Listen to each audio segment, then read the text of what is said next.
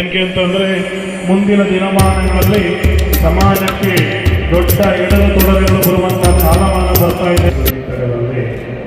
ನಿಮ್ಮ ಶರಣರ ಸುರುಳಿಯ ಬಂಧನಗಳಿಗೆ ಬಸವಾದೀಶ್ವರರನ್ನು ಗುರುದೇವರನ್ನ ಅನುಮಾನದಲ್ಲಿ ಸ್ಮರಿಸಿಕೊಂಡು ಕಾರ್ಯಕ್ರಮದ ಬಗ್ಗೆ ಸಾನ್ನಿಧ್ಯವನ್ನು ಪಾಲಿಸಿಕೊಳ್ಳುತ್ತಿರುವ ಬಸವಣ್ಣದೇವರ ಸಿದ್ದಲಿಂಗ ಮಹಾಸ್ವಾಮಿಗಳವರಂತೆ ಚಕ್ರವಾಳ ಪೂಜ್ಯರು, ವಿಜಯವಾಡ ಪೂಜ್ಯರಲ್ಲಿ, ಕಲ್ಯಾಣದ ಪೂಜ್ಯರಲ್ಲಿ, ಅವರ ಪ್ರಮಾಣದ ಪೂಜ್ಯರಲ್ಲಿ ದರ್ಶನಾರ್ಥಿಗಳನ್ನು ಸಮರ್ಪಿಸುತ್ತಾರೆ. ಪರಮಶಿವಯ್ಯನವರೇ, ಡಾಕ್ಟರ್ ಶಂಕರಲಿಂಗಯ್ಯನವರೇ, ನಮ್ಮ ಪುಟ್ಟಣ್ಣನವರೇ, ಮಲ್ಲಿಕಣ್ಣನವರೇ ಹಾಗೂ ನಮ್ಮ ಸಮಾಜದ ಅಧ್ಯಕ್ಷರು, ಎಲ್ಲ ಗಣ್ಯಮಾನ್ಯರೇ, ಶರಣರು, ವಿದ್ಯಾರ್ಥಿಗಳೆಲ್ಲರಿಗೂ ಶರಣಾರ್ಥಿಗಳು. 5ನೇ ತಾರೀಕು ವಿಜಯನಗರದ ಇತಿಹಾಸದಲ್ಲಿ ಬಹಳ ಅದ್ದೂರಿಯಾಗಿ ಒಂದು ಸಮಾಜದ ಕಾರ್ಯಕ್ರಮ ಜರುಗುತ್ತದೆ. ಅದಕ್ಕೆಲ್ಲ ನಾವೆಲ್ಲ ಸಾಕ್ಷೀಭೂತರಾದ್ರಲ್ಲ, ಅದು ನಮ್ಮ ಜೀವನದ ಸಾರ್ಥಕ ರಕ್ಷಣ ಅಂತ ಪ್ರಾರಂಭಿಸಿಲ್ಲ. ಯಾವ ಕಾರ್ಯಕ್ರಮ ಏಕೆಂತಂದರೆ ನಮ್ಮ ನಾಡಿನಲ್ಲಿ ಬಸವ ಜಯಂತಿ, ಪಂಚಾಚಾರ್ಯ ತೆಗೆದುಕೊಂಡು 2 ಜಯಂತಿ ಮಾಡ್ತಾರೆ. ಸಿದ್ಧಲಿಂಗೇಶ್ವರ ಅಂತಂದ್ರೆ ನಮಗೆ ಯಡಿಯೂರಿನ ಗರ್ಭಗುಡಿಯಲ್ಲಿರುವ ಗುರುಗಳ ಗದ್ದಿಗೆ ಮಾತ್ರ ನೆನಪು ಬರುತ್ತಿದೆ ಹೊರತು ಸಿದ್ಧಲಿಂಗೇಶ್ವರದ ಸಮಾಜಕ್ಕೆ ಕೊಟ್ಟಂಥ ಕೊಡುಗೆ ಅನ್ನೋದು ಬಹಳ ಜನಕ್ಕೆ ಗೊತ್ತಾಗ್ತಿರಲಿಲ್ಲ. ಎಲ್ಲ ಯುವಕ ಮಿತ್ರರು ಇದರ ಬಗ್ಗೆ ಸ್ವಲ್ಪ ತಿಳುವಳಿಕೆ ಪ್ರಜ್ಞೆಯನ್ನು ಇಟ್ಟುಕೊಂಡು ಬಹಳ ಉತ್ತಮ ಅಂತ ನಾನು ಅನ್ಕೊಂಡಿದ್ದೇನೆ. ರೇಣುಕಾದಿ ಪಂಚಾಚಾರ್ಯರ ಕಾಲಮಾನ ಇರಬಹುದು, 12ನೇ ಶತಮಾನದ ಬಸವಾದಿ ಕಾಲಮಾನವಿರಬಹುದು. ಅವೆರಡರ ನಂತರ ವೀರಶೈವ ಲಿಂಗಾಯತ ಧರ್ಮಕ್ಕೆ ಹೊಸ ನಂತರ ಬಂದಂಥ ಕಾಲಮಾನ ಇದ್ದರೆ ಅದು 16ನೇ ಶತಮಾನದ ದೊಡ್ಡ ಸಿದ್ಧಲಿಂಗೈಕ್ಯರ ಕಾಲಮಾನ ಅಂತ ತಪ್ಪಾಗಲಿಕ್ಕಿಲ್ಲ. ಒಂದು ಧರ್ಮದ ಚೌಕಟ್ಟನ್ನು ಕೊಟ್ಟು ಆ ಚೌಕಟ್ಟಿನೊಳಗೆ ಶೈವವನ್ನು ಮಾಡಬೇಕು ಅನ್ನೋದು ಸ್ಪಷ್ಟ ಮಾರ್ಗದರ್ಶನ ಕೊಟ್ಟಂಥ ಮಹಾನುಭಾವರು ಯಾರಾಗಿದ್ದರೆ ಅದು ದೊಡ್ಡ ಸಿದ್ಧಲಿಂಗೈಕ್ಯರು.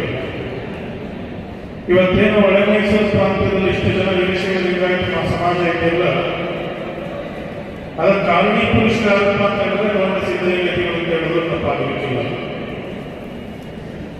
ಪಟ್ಟಣಕ್ಕೆ ಪಂಚರಾತ್ರಿ, ಗ್ರಾಮಕ್ಕೆ ಏಕರಾತ್ರಿ ನಮ್ಮ ಸಂಕಲ್ಪದೊಂದಿಗೆ ಇಡೀ ನಾಡಿನಾದ್ಯಂತ 101 ಜನ ವಿರಕ್ತ ಮೂರ್ತಿಗಳನ್ನು ಇಟ್ಟುಕೊಂಡು ಸಮಾಜವನ್ನು ಮತ್ತೊಂದು ಬಾರಿ ಪುನರುತ್ಥಾನ ಮಾಡಿದಂಥ ಮಹಾನುಭಾವರು ಸಿದ್ಧಲಿಂಗೈಕ್ಯರು. ಇವತ್ತೇನು ಮಠಗಳ ಪರಿಕಲ್ಪನೆಯಿಂದ ನಾವೆಲ್ಲ ಹೇಳ್ಕೊಳ್ಳೋದಿಲ್ಲ, ಆ ಮಠಗಳ ಪರಿಕಲ್ಪನೆಯ ಮೂಲ ಪುರುಷರು ಯಾರಪ್ಪ ಅಂತಂದು ದೊಡ್ಡ ಸಿದ್ಧಲಿಂಗೈಕ್ಯರು ತಪ್ಪಾಗಲಿಕ್ಕಿಲ್ಲ. ಆದರೆ ನಾವೇನ್ ಮಾಡಿಕೊಂಡಿದ್ದು ಅಂತಂದ್ರೆ ಸಿದ್ಧಲಿಂಗಪ್ಪನ ಗರ್ಭಗುಡಿಯ ಮೂರ್ತಿಯಾಗಿ ಇಟ್ಟುಕೊಂಡು ನಾವು ಸಿದ್ಧಲಿಂಗಪ್ಪನ ಬಂದು ಹೋಗಿ ಸಿದ್ಧಲಿಂಗಪ್ಪನ ಗುಡಿ ಒಂದು ವರ್ಷಕ್ಕೆ ಒಂದು ಪೂಜೆ ಮಾಡಿಸ್ಬಿಟ್ಟು ಅಡ್ಡಗಾಗೆ ಕೊಟ್ಬಿಟ್ಟು ನಾವು ಬಂದು ಶಾಸನ ನಾವು ಬದುಕನ್ನ ಕಟ್ಟಿಕೊಂಡಿದ್ದು. ಪರಮಪೂಜ್ಯ ಡಾಕ್ಟರ್ ಶಿವಕುಮಾರ ಮಹಾಸ್ವಾಮಿಗಳು ಒಂದು ಮಾತನ್ನು ನಮಗೆಲ್ಲ ಅಪ್ಪಣೆ ಕೊಡಿಸಿದ್ರು. ಸ್ವಾಮಿಗಳೇ, ಸಿದ್ಧಲಿಂಗಪ್ಪನವರು ಇಲ್ಲೇ ಇದ್ದರೆ ನಾವು ಯಾವ ಇರಲಿಕ್ಕೆ ಸಾಧ್ಯ ಇರಲಿಲ್ಲ. ಸಿದ್ಧಲಿಂಗಪ್ಪನವರು ಏನಾದರೂ ಒಂದು ಕಾರ್ಯಕ್ರಮ ಮಾಡಬೇಕು.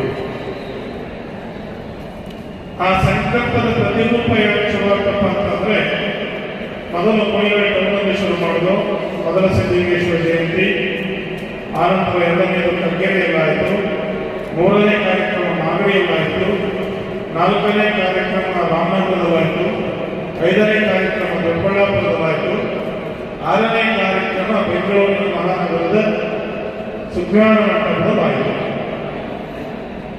ನಮ್ಮೆಲ್ಲರಿಗೊಂದು ಭಯ ಕಾಡ್ಬೇಕು. ಯಾಕೆಂತಂದ್ರೆ ಗ್ರಾಮೀಣ ಭಾಗದಲ್ಲಿ ನಮ್ಗೆ ಯಾವುದೇ ಕಾರ್ಯಕ್ರಮ ಮಾಡ್ತೀವಿ ಅಂತ ಅಂದಾಗ ಹೆಚ್ಚು ತಲೆ ಕೆಡಿಸ್ಕೊಳ್ಳೋ ಅವಶ್ಯಕತೆ ಇಲ್ಲ, ಜನ ಬರ್ತಾರೆ. ಬೆಂಗಳೂರಿನಲ್ಲಿ ಯಾವುದೇ ಒಂದು ಕಾರ್ಯಕ್ರಮ ಮಾಡ್ತೀವಿ ಅಂತಂದ್ರೆ ಮೊದಲು ಬರುವಂಥದ್ದು ಜನರನ್ನ ಹೇಗೆ ಸೇರಿಸಬೇಕು ಅನ್ನೋದು ಪ್ರಶ್ನೆ. ಅದು ವಿಶೇಷವಾಗಿ ನಮ್ಮ ಸಮಾಜದವ್ರನ್ನ, ವೀರಶೈವ ಸಮಾಜದವ್ರನ್ನ ಸೇರಿಸಬೇಕು ಅನ್ನೋದಕ್ಕೆ ಅದನ್ನ ದೊಡ್ಡ ಕಷ್ಟ. ಬೇರೆ ಎಲ್ಲ ಸಮಾಜದವರು ಕೈಗೊಂಡಾಗ್ಬಿಡ್ತಾರೆ.